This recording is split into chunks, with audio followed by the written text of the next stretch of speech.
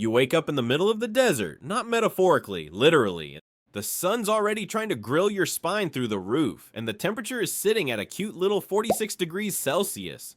This is Kuwait, one of the only countries in the world with no rivers, no lakes, and no freshwater reserves underground. Rainfall? Around 100 millimeters a year. That's like 2 solid showers and a sneeze. So here's the magic trick. How do you get drinking water in a country where water doesn't exist? You cheat. You take seawater from the Gulf, you heat it, you filter it, you zap it with technology that sounds like it belongs in a Marvel lab. And voila, Kuwait drinks the ocean. This process is called desalination, and Kuwait is one of the most desalination-dependent countries on the planet. In fact, over 90% of the country's fresh water comes from desal plants. Let that sink in. 9 out of 10 cups of water in Kuwait started life as hot, salty soup. Now before Kuwait started boiling seawater, like it was running a giant ramen shop. Let's roll the clock back. There was a time, not that long ago, when getting water in Kuwait was a full-time job. No, really, it was a profession. People were literally called water carriers. Fresh water, you had to import it from Iraq, on boats, or donkeys, or your cousin's back. And if that didn't work, you could try your luck with a shallow well, which usually gave you something between salty soup and drinkable sand. Rainwater, a gift from the sky. So people built underground cisterns called sabils, stored what they could, and rationed every drop like it was gold. Bathing once a week was normal. Sharing water with neighbors? Expected. Like, of course you did that, otherwise you'd be that guy. In the 1940s, if you wanted clean water, you either paid someone, begged someone, or became someone who sold water. And even then, it came in animal skin bags, which added a bit of extra flavor. So yeah, Kuwaitis weren't always brushing their teeth with ocean juice. Before desalination, water was life. Not in the Instagram quote way, in the I haven't showered in 5 days kind of way. Now, desalination sounds cool, but here's the dark secret. It's insanely expensive. Producing 1 cubic meter of water costs Kuwait around $1.04, and 75% of that is just electricity. Let me put that in plain terms. You're burning oil to boil seawater so you can brush your teeth. It's like microwaving your money, then drinking it. And the power needed, we're talking serious watts. Desalination eats up more energy than your AC, your TV, your phone, your fridge combined. Especially in summer when both electricity and water demand go through the roof at the same time. That's when things get delicate, because the second the power goes out, so does the water. Desalination needs electricity, and Kuwait's power grid is under pressure almost every summer.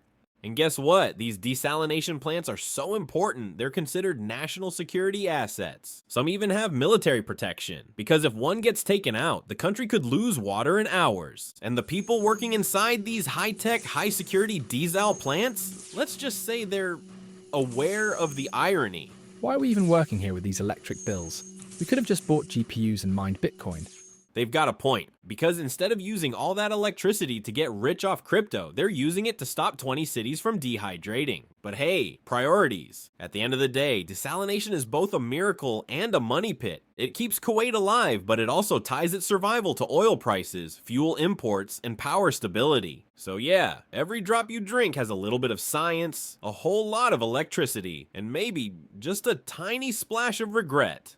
So, let's do a quick logic test. You live in a desert, there are no rivers, no lakes, and the groundwater is so salty even camels give it the side eye. Would you A. Conserve every drop like it's liquid gold? Or B. Use 3 times more water per day than the global average? If you chose B, congratulations, you might be Kuwaiti, because despite having 0 natural fresh water, Kuwait ranks among the highest per capita water consumers in the world, about 447 liters per person per day.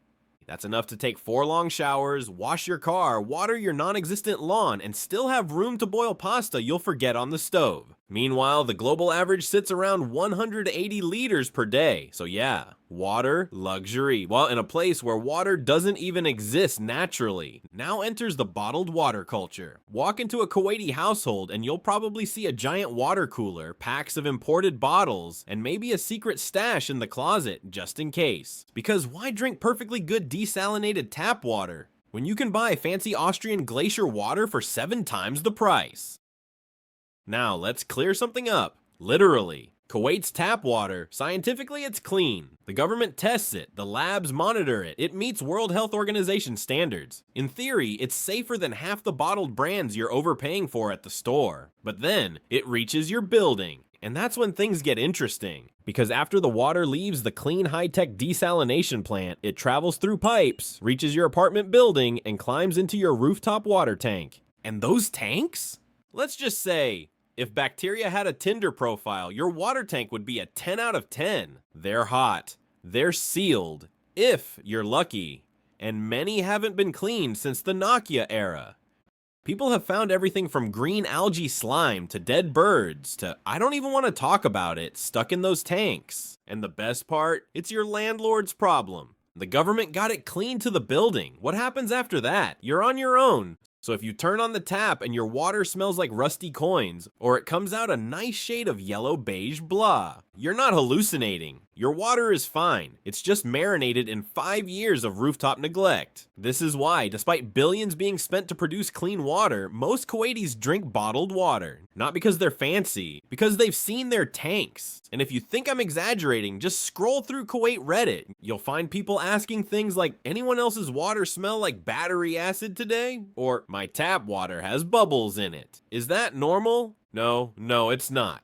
So what happens next? People install filters, reverse osmosis units, and buy imported glacier water from countries with names they can't pronounce. All while a desalination plant down the road is literally creating water clean enough for astronauts. It's like living next to a bakery and still ordering cake from another continent. But hey, when you've pulled green gunk out of your water tank once, you kind of stop trusting the faucet. Now, let's say everything's working fine. Desalination is cooking the ocean, pipes are flowing, and you're almost trusting your tap again. And then, it happens. The water cuts off. It could be scheduled maintenance, could be a broken pump, could be someone sneezed near a pipe in the control room. All you know is, the tap goes dry, and so does your soul. Kuwait has had its fair share of these mini water apocalypses. Let's rewind to 2006 when 15 residential areas lost water for an entire week. People were lining up for tanker trucks like it was Coachella for hydration. Tanker prices went from 5 Kuwaiti dinars to 25 Kuwaiti dinars overnight, and some folks were literally using bottled water to shower. That's right. A full body rinse with 1.5 liter bottles of Aquafina. Classy. Fast forward to 2024, in the sparkling new district of Al Mutla'a City, the city of the future. Except they forgot one thing, water. Over 30 families packed up and left their new homes because even tanker deliveries stopped showing up. A city so advanced, it couldn't hydrate itself. People called it Thirst Town, others called it Dubai without the fountains.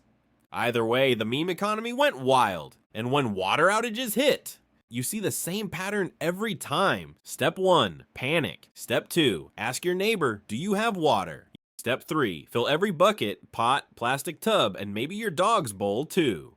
Step 4, rage in the building WhatsApp group. Step 5, accept your fate and bathe using wet wipes. Some even go full Mad Max and try to collect air conditioner condensation in cups. Yes, that's a thing. One guy posted, I'm on day 2 of no water. I just brushed my teeth with Sprite.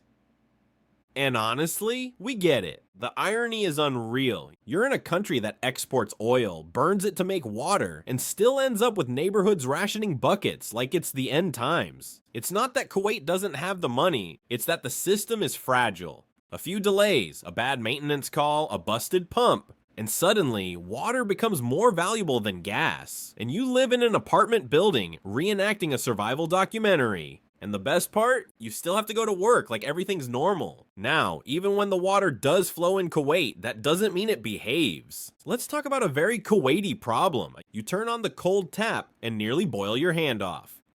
In most countries, cold means refreshing. In Kuwait, during summer, it means tea kettle mode. Why? Because most buildings store water in rooftop tanks. And when it's 50 degrees Celsius outside, your cold water's been sunbathing for 6 hours straight. What comes out of the tap isn't cold, it's preheated to spare. This has led to a hilarious everyday hack. People actually turn off their electric water heaters in summer, because the hot tank is stored in a shaded spot and ends up cooler than the so-called cold water. You heard that right. In Kuwait, to get cooler water, you use the hot tap. It's backwards. It's bizarre. And it works. Some even go the extra mile and install water chillers, just so they don't get third-degree burns washing lettuce. And if you're new to the country, get ready for your first surprise shower when you turn on cold expecting relief, and instead get boiled alive like a forgotten pasta pot.